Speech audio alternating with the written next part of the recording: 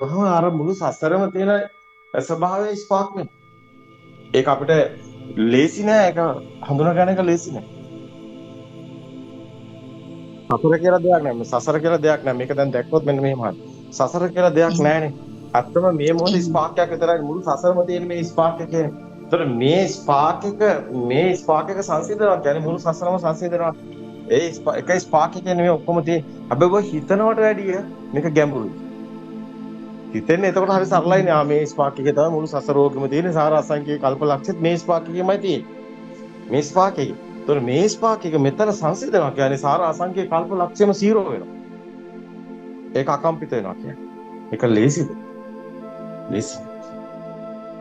අවසරයි ආරණ දැන් අපි එහෙම කියලා මේක මම නැති කරගන්න ඕන මෙහෙම කියලා වීර්යයක් ගත්තට එහෙම වෙන්නෙත් නැහැ නේ අර දැන් මේක තමගේ ආත්මයත් එතකොට වෙන්නේ ඔව් තව එතකොට ඒක දෙයක් දැනුමක්. හදාගන්න ඕන. එතකොට ඒත් මම ඔව් තමයි ඒක එහෙම නැති වෙන්නේ එහෙමයි මෙතන මම නැති කරන්න බෑ. මේන්ටේන් කරන්නනේ එහෙමයි. නෑ ඒක ධර්මයේ තුලම මේ කෙලෙස් කාටවත් බෑ නැති කරන්න. කෙලෙස් නැති වෙනවා. මේ ධර්මය සංකත ධර්මය ෂ ධම්මෝ වය ධම්මෝ කියන එක සංකතං පටිච්ච සමුප්පන්නං කය ධම්මෝ වය ධම්මෝ විරාග ධම්මං නිරෝධ ධම්මං කියන්නේ මේක ෂ වෙන ධර්මයක්. මේක ෂ කරන්න බෑ. ඒ කියන්නේ Tamanට කරන්න පුළුවන් එහෙම Tamanට මේක එහෙම කරන්න බෑ. Tamanට කෙලෙස් නැති කරන්න බෑ. Tamanගේ කෙලෙස් නැති වෙන විදිහට තමන්ගේ කෙලස් නැති වෙනවා. හැබැයි ඒ සඳහා තමන් මොකද්ද කළ යුතු දේ කියලා බුදුන් වහන්සේ පෙන්නනවා.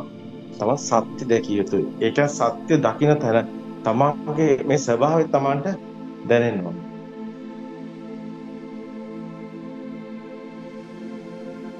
එහෙම පෙරවන් සරණයි. දැනෙන්නේ නැතිකම්ම තමයි නිවන වැහෙන්න හේතුව. උපක්ලේශ සූත්‍රය පෙන්නන්නේ ඔක්කොම. පෙරවන් සරණයි ආරණ මහත්ස අවසරයි. එහෙම අවසන්. ආරණ මේ සත්‍ය ඥානය පැහැදිලි වෙන තැන මාරයන් වහන්සේ මමයා Tamanටම 100ට හසු වෙනවා ආරයන් වහන්සේ. එතන ඉඳලා තමයි ටික ටික මම 100ට ඔබ අපි ඔබතුමිය ප්‍රශ්නයක් කරන ඔබතුමියට දැනෙනවද ඔබතුමියගේ මේ ඔය කතා විලාසය තුල මේන්ටේන් කරන මේ தත්ත්වය මොකද්ද කියලා? ඔබතුමිය ගණට තියෙන ඔක්කොගේම දිහා බලනකොට ඔබතුමියට ඒක දැනෙලා තියෙනවද? ඔව් ආරයන් වහන්සේ ඒක දැනෙනවා 100ට හසු වෙනවා ආරයන් වහන්සේ ඒක දැනෙනවා. ඒ තුල තමයි ඔබතුමියගේ තියෙනවා ඒක තදට තියෙනවා. දෙක සමහර අය ඉන්නවා තදට තියෙනවා. මේක අරස ඍජුව කියන්න ඕනේ. ඒ කියන්නේ ඔබතුමියගේ තියෙනවා තදට. ඒක නිසා ඔබතුමිය සමහරකට හිතනවා ආර්යනාංශ මට මොනවා කිව්වත් හොඳක් කියන්නේ නැහැ කියලා. එහෙම නේ? නැහැ. තේරෙනවා ඒකයි අර මේ එහෙම තමයි. ඒකට හේතුව ඔබතුමියගේම ඔය ස්වභාවය තුළ තියෙන මමයා ගොඩක් බලවත්. ඔබතුමිය කොච්චර දැනුමෙන් ඔය මමයා නැති කරන්න බෑ. ඒකට හේතුව දැනුමෙන් මමයා කොච්චර ඔබතුමිය මේ ධර්ම දැනුමෙන් ගත්තත් ඔබතුමියට මමයා නැති කරන්න බෑ. ඒකට හේතුව ඔබතුමිය ගති ස්වභාව ගොඩක් බලවත්. ඔබතුමිය දන්නේ නැති වුණාට ඔබතුමියගේ මාර සංඥා ගොඩක් බලවත්ව තියෙනවා. එහෙමයි. දැන් ඔබතුමියට ඒක දැනෙන්නේ නැහැ. ඒක දැනෙන්නේ සමහර ආරණාසකට දැනෙනවා. ඔව් ඔබතුමියට දැනෙන්නේ නැති නිසා ඔබතුමිය ඒක ගැන සමහරට අවධානය යොමු වෙන්නේ නැත්තේ. හැබැයි සමහර අයගේ මේ ගති ස්වභාවයේ මමයා ඉතාම අඩුයි අල්පෙච්චයි. ඒ අය උගට ගන්නයි. සමහර වෙලාවට ඒ අය ඉගෙනගෙන නැති වෙන්න පුළුවන්. සමහර නිකන් ඔය කසල සෝදකයෝ වෙන්න පුළුවන්. ගෙදර වැඩකාර මිනිස්සුયો වෙන්න පුළුවන්. ඒ ස්වභාවයට වැටෙන්නෙත් මමයා ගොඩක් ඇත්තටම ඒ ස්වභාවයේ ඉන්න බෑ මමයා ගණට තියාගෙන. දැන් මමයා ගණට තියාගෙන ඉන්න කෙනෙක්ට ඔය ස්වභාවය දැන් අපි හිතමු ගෙදරක වැඩකාර මෙහෙසක්ට මමයා ගොඩක් බලවත් කෙනෙක් මමයා බලවත්කම අඩු වෙනවා වැඩකාර මෙහෙසයක් විදිහට කටයුතු කරගෙන යන නිසා. ඒක තියෙනවා ඔබ කවුරුත් නොදන්න පැත්තක් මේක. අපි කතා කරා කසල සෝදක. කසල සෝදකේ කියන්නේ මිනිස්සු ගණන් ගන්න නැති නිකන් පහත් මේකක් කියලානේ හිතන්නේ. නමුත් එතකොට එයාගේ මමයාට කොයිතරම් වැදිලාද එයාට එතන යන්න බෑ. එතන එයාගේ මමයා ගොඩක් අඩු වෙලායි තියෙන්නේ. පේන්නේ නැතුණාට. ඒක හේතු වෙනවා ඇත්තටම මේ මමයා නැති කරන මගට. උග්ගටි දන්නයි කියලා අපි ඒකයි කිව්වේ. ඔය ගෙවල් වල වැඩ කරන කවට හිටියට කසල සෝදක වගේ හිටියට සමහර මිනිස්සු ගණන් ගන්න නැති පැත්තකට වැටුණු චරිත ස්වභාව උග්ගටි දන්නයි. දැන් ඉන්නවනේ දැන් මම දොස්තර කෙනෙක් එහෙම නැත්නම් මම ඉංජිනේර් කෙනෙක් මම ලෝයර් කෙනෙක් එහෙම නැත්නම් මම ලොකු තත්ත්වයක් තියාගෙන ඉන්නවනේ. ඒකල පදපරමයි. දැන් අපේ මේ මොකද උනේ? අපේ මේ රාජකීය පඬිත පට්ටම ගහපු අපේ මේ කුමාර කාශ්‍යප හාමුදුරුවන්ගේ කොහොමද කියන්නේ? එයාගේ මමයා කොයිතරම් වැඩිද කියලා හැමෝටම පේනවනේ. කොයිතරම් මාන්නක්කාරද, කොයිතරම් උද්දච්චයිද, කොයිතරම් ද්වේෂෙන්ද, කොයිතරම් වෛරයෙන්ද. පදපරමයි. පදපරමයි. රාජකීය පඬිත පදපරමයි. ඒක උනේ අර ඉගෙනීම තුල ආපු උද්දච්චය. අවසානයේ නිවනත් ගහිලා නිවන් මගත් ගහිලා කෙලින්ම දුගති පරායන. හිතා ගන්නකොට හෙට හුස්ම ගියොත් කෙලින්ම නිරේ. ඕන කෙනෙක්ට ඕන කියන්නේ ආරණ්‍යවාස කියන්නේ මහා ඥානයක්. හෙට හුස්ම ගියොත් නිරේ. ඒ භයානකම උන්වහන්සේට ඒ භයානකම දැනෙන්නේ නැති කමනේ උන්වහන්සේ තාම නටන්නේ නෙයි නාඩගම් කියලා අපේකනේ කිව්වේ. නෙයි නාඩගම් කියන්නේ හිළුවෙන් නටනවා වගේ. ඇයි? එයාට පේන්නේ නැහැ එයාගේ කෙලෙස් ස්වභාවය කොයිතරම් බලවත් වෙලාද? එයා කොයිතරම් පිරිහිලාද? එයා කිසිම දියුණුවක් නැහැ. ඒ භික්ෂු කියන්නේ ආශ්‍රව කෙලෙස් ෂය වෙන මග ඉන්න ඕනේ. දැන් මෙයාගේ ඉන්නේ ආශ්‍රව වැඩි වෙනවා නම් මෙයා නිකන්ට එන්නේ. මෙයා කොහොමද භික්ෂුවක් වෙන්නේ? භික්ෂුව නම් ෂය වෙන මග ඉන්න ඕන. ෂය වෙන්නේ නැත්තම් නිකන්ට මග ඉන්නේ. ඇයි ඇස්සරලා බලන්න බැරිද? දැනුම තිබ්බට වැඩක් නැහැ. තමන්ගේ කෙලෙස් ස්වභාවයේ දිහා තමන්ගේ කෙලෙස් ස්වභාවය ෂය වෙන පැත්ත දකින්න බැරි නම් ඒ පැත්ත සිද්ධ වෙන්නේ නැත්තම් කෙලෙස් දවසින් දවස අඩු වෙන්නේ නැත්තම් භික්ෂුවක් නෙමෙයි. ආරස ඕන තැනක ඔප්පු කරනවා. භික්ෂුවක් නම් තමන්ගේ කෙලෙස් ස්වභාවය දවසින් දවස අඩු වෙන පැත්තක ඉන්න ඕනේ. ඕන සූත්‍රයක් කරගෙන ඕන ත්‍රිපිටකයේ ඕන තැනකින් ගේන ආරස පෙන්නන්න මෙයා භික්ෂුවක් නෙමෙයි කිය.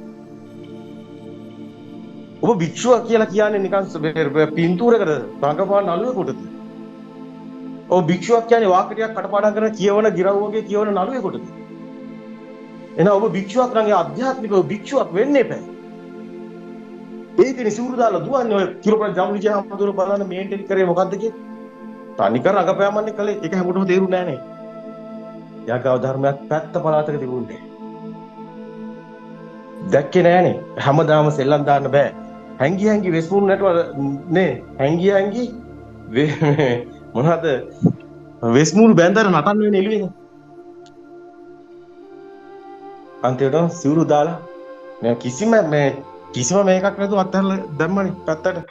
ඒකට හේතුවගේ ඇතුලේ එහෙම එකක් තිබුණේ නැහැ. ඇතුලේ එහෙම දෙයක් තිබුණ නැති බව තේරුන්නේ නැද්ද? හොඳටම තේරුණා. මේකට මේ මාර්ගය අනයට බොරු කරන්න බෑ. මේ මාර්ගය අනයට හොඳට දැනෙනවා. ඇඳුම මොකද්ද කියන එකවත් අදාළ නැහැ. වයස අදාළ නැහැ. ඥානද පිළිමිද කියන ඒවා අදාළත් නැහැ. මේ මාර්ගය අන ඒකයි කිව්වේ ඔබට ඔබගේ අභ්‍යන්තරයේ ඔබට දැනෙනකොට ඔබට දැනෙනවා ඔබට වැඩි කෙලෙස් අඩු කෙනෙක් හම්බ වෙනකොට. ඒතර ඔබ ඇසුරු කරන සුදුසු එයාවයි. එහෙම නැතුනොත් ඔබගේ කෙලෙසුත් වැඩි වෙලා ඉනවද?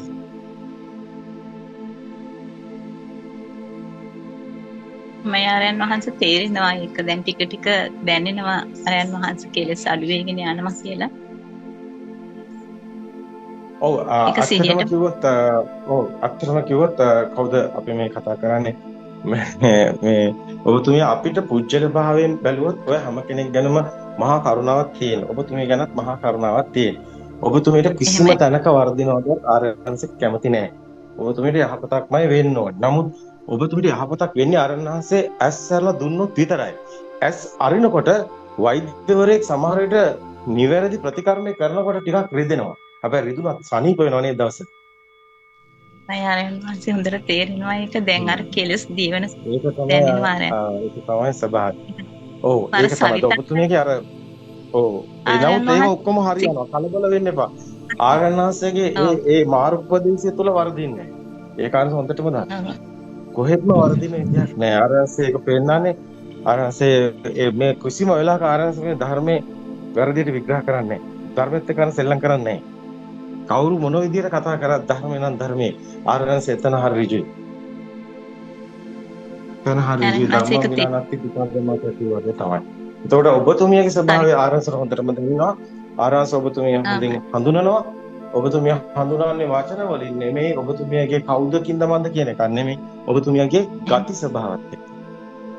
ඒක අසල දැනෙනවා. ඒත් හැම කෙනෙක් මෙහෙමයි. දැන් අපි අසන්ති ගත්තත් අපිත් එක්ක ඉන්න ඕනම කෙනෙක් මේනිනාසලා වේවා, අමිනාසලා වේවා ආරසතේ කවුරු කතා කරත් ඒ කතා කරන ෂණෙන් ආරසයව දන්න. ආය අමුතෙන් ආරසට ඉන්ට්‍රොඩියුස් කරන්න අවශ්‍යත් නැහැ. නමුත් ආරණාස නිකමට යාගේ තව ටිකක් අවුස්සන්න යාගේ ස්වභාව අහන කොහෙද ඉන්නේ මොකද කරන්නේ එහෙම කියයි.